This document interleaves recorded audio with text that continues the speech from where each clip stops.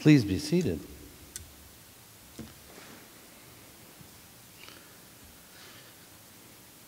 So I confess that I was tempted to preach on the Song of Solomon this morning.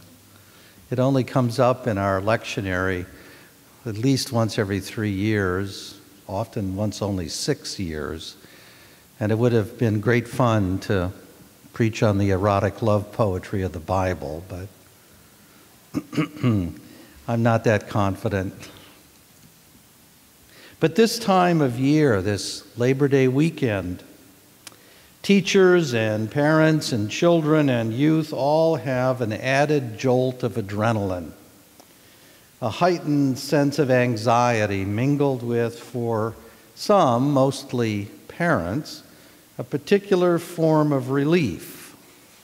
For school has started again all across our land. And clothes and shoes and notebooks and perhaps even minds have that special stiffness that comes from being brand new or long unused. New routines are required for some, while others have to remember the forgotten routines of school day mornings. And one of the most important things that teachers and parents must do in these early days of rebuilding school and school life is the establishment of appropriate rules for doing and being. You simply cannot operate a classroom without clear and specific rules for behavior, and those rules must be set out, explained, and explained again, and practiced and enforced. Ideally, of course, such rules would be so understandable and so sensible that everyone would get them immediately, practice them fully and happily, because really, rules simply make it possible for everyone to live and work and play together. That's the value of rules. It helps us to all get along and to work together. And that's always harder than it looks. Making rules and enforcing rules can be complex and always seems to call for judgment and compassion and wisdom. And what appears to be true for all classrooms also appears to be true for all human organizations, all the way up to countries, cultures, and civilizations. It turns out that rules matter profoundly and are essential features of human life on earth.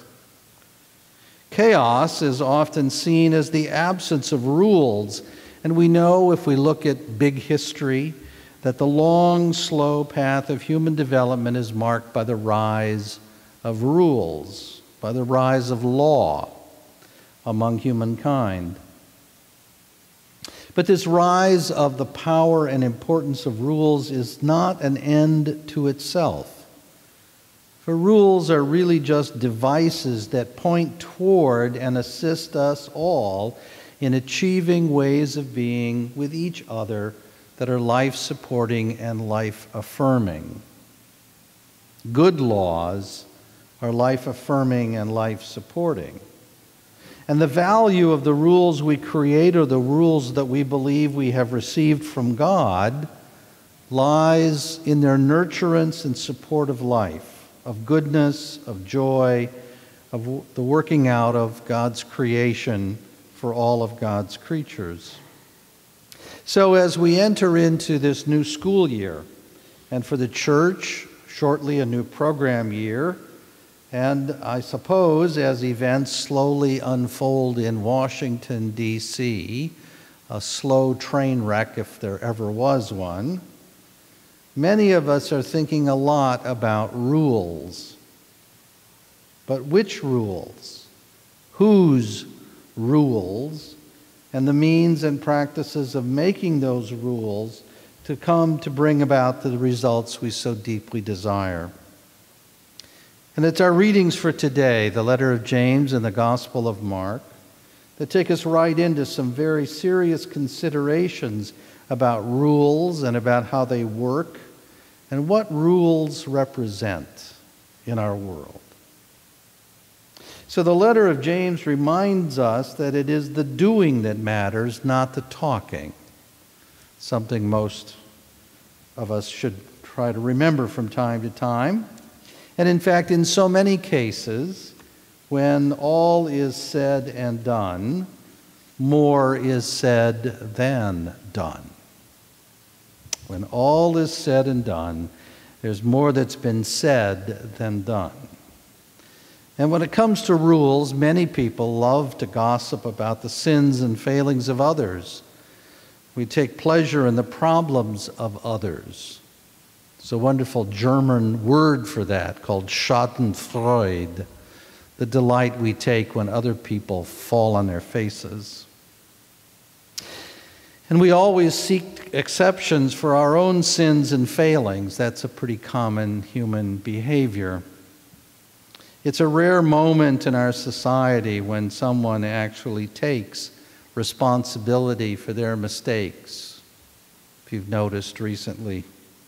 More often we get a recital of why that person is not really at fault, or that person is actually a victim of somebody else's sin.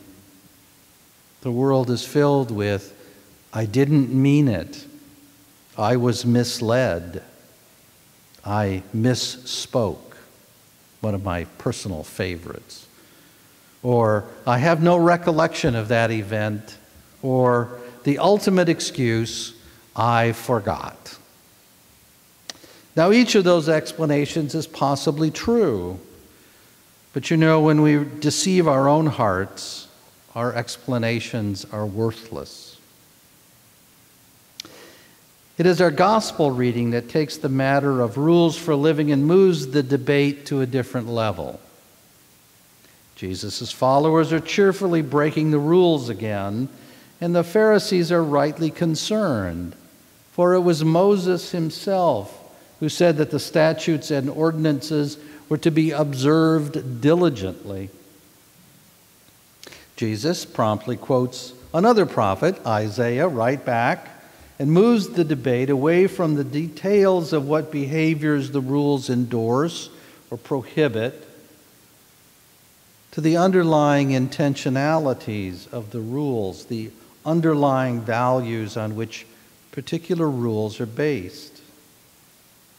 Moreover, Jesus claims that some of these rules are in fact only human traditions rather than any commandments coming directly from God. And then turning to the larger crowd, as Jesus often does, he cuts to the core of the matter.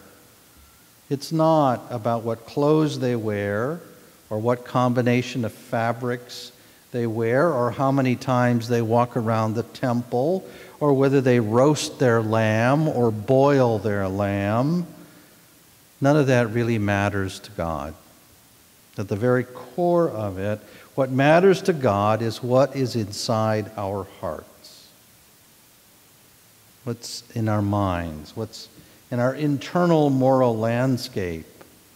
That's what matters. What matters to God is why we do these things and not other things. Rigid adherence to the letter of the law is insufficient in of itself, for that focuses only on the outer appearance of morality and good behavior. What matters to God is what we do and what we think when we are confident that no one is looking. And those evil intentions that Jesus provides, that look like a blueprint of the front page of any social media or newspaper, all those sins have an underlying connection. They grow out of the primacy of the individual over communitarian goods. They point to the danger of making ourselves little gods, seeking to have all persons and things danced to the tunes of our own making. And the greatest danger to our immortal souls lies not in forgetting the particular details of a rule, nor does it lie in the opposition or foolishness of others. The greatest danger to our immortal soul lies precisely within the boundaries of our own souls. As Walter Kelly's cartoon character Pogo once famously said, "We have met the enemy, and he is us." You know, the ancient Greeks knew a fair amount about this danger, although they called it hubris, that overweening sense of our own power to remake the world in our image. And that sad and dangerous assumption that we can manipulate all things to our desired outcome, though that gets us in a lot of trouble. It's that misplaced confidence that the rules can be bent for us, the rules can be broken by some, and that the rules can always be rewritten to suit ourselves. We will always need rules. We cannot, in fact, exist without them. And yes, some of our rules will rightly be very specific and rather mechanical. But the most fundamental rules of all can be expressed in very clear and very specific language that rings down through the ages with timeless clarity and grace, language that we heard this very morning. Jesus said them to his disciples, and in his own words. And they're not the 10 commandments. We couldn't manage 10. So Jesus gave us two commandments. Love the Lord your God with all your heart, with all your soul, and all your mind. This is the first and great commandment. And the second is like the first. Love your neighbor as yourself. On these 2 commandments hang all the law and the prophets. So there it is. Love God. Love your neighbor as yourself. Imagine that. Love rules. Love wins. And it's the law. Amen.